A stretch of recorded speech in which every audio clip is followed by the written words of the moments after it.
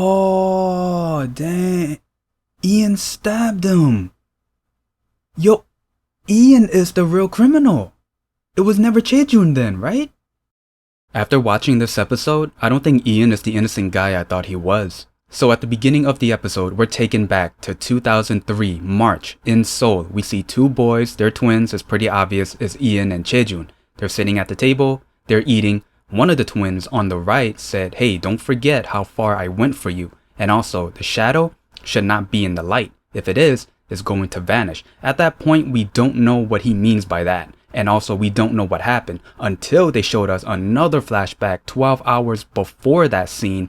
We see one of the twins coming home. He sees his mom knocked out on the floor and the dad is being abusive, throwing stuff at him, even a glass bottle. The dad even picked up a wooden stick, was going to hit one of the twins, but then out of nowhere, we see the dad hit the floor, head is bleeding. So it's pretty obvious that he got struck in the head. We don't know how, and that was it. So this flashback does prove that these two know each other. They're twins. They're family. It's not a coincidence that two people look like each other. No, they are twins. Now, when I was watching this scene before I even watched the entire episode, in my mind, I was thinking, so one of the twins was talking the most. I was thinking Chae Jun. But then after watching the episode, I'm thinking that was Ian. So Chae Jun is the innocent twin the entire time, right? Then we get to the crime scene where Chae Jun jumped off the building. Yeong is there, he sees Ian there as well. This is where they both introduce themselves, and Yeong, he was trying to ask Ian, "Hey, what's your relationship to Jongmin, aka Chae Jun?" But Ian, he doesn't answer and then leaves. And then we're at the police station. We see Songjun with the whiteboard. He basically has the crime that happened back in 2003, the flashback that we saw at the beginning of the episode. Then out of nowhere, we see Ian calling the police station asking for Jinbok. Then this is where Jinbok is kind of interrogating Ian, and Ian is there with his attorney. And Ian, he even asked, "I want to know what happened when I was away." But in the end, the police didn't really get much because Ian doesn't have to answer any of the police's questions. So they're basically back to square one.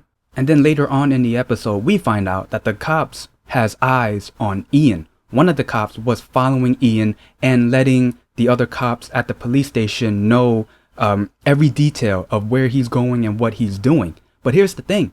If my theory is right, that Ian is the actual criminal, he's not an ordinary one. Remember that time when he was jogging? Out of everyone that was walking around at the park, he heard one person walking.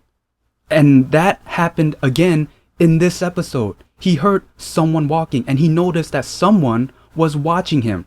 When Ian figured that out, he was walking around and then out of nowhere he head to an alleyway. And then later on we see the cop who was following Ian on the ground, bloody. So it looks like he got stabbed.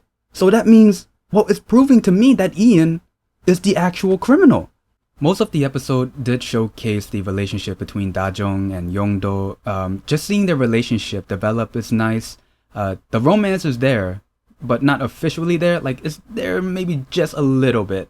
And the flashback that we got towards the end of this episode, seeing a young Jeong at the hospital with her brother and her mom, and seeing young Yeong at the funeral, is basically showing us their story connecting, and they've indirectly met before.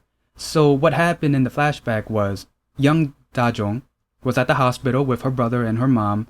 It was pretty funny that they were talking about her brother farting. But anyway, she went outside to eat and she sees some grown man smoking and throwing it on the ground. She rearranged the cigarette into a circle so the flower is in the middle. Then she walks away. Then we see a young Yeong coming in and he did something to the flower and the cigarettes. We don't know until later on after Jeong leaves the hospital that we see there are actually rocks now around the flower, and Jeong is happy and she went to the flower and put her lollipop that she got from the nurse and put it next to the flower. And then she leaves and then here comes young Yeong coming in and taking the lollipop and then leaving. So that really shows that that's how he got the lollipop. There was one scene in a previous episode, I can't remember which, that he took a lollipop that was right next to a flower. So that's how he got it. Now let's talk about the radio scene. So Yeongdo was on the radio, he was talking to the MC. The MC was asking, so what song do you feel like listening to? And he said, oh, I like to listen to the Butterflies Flute.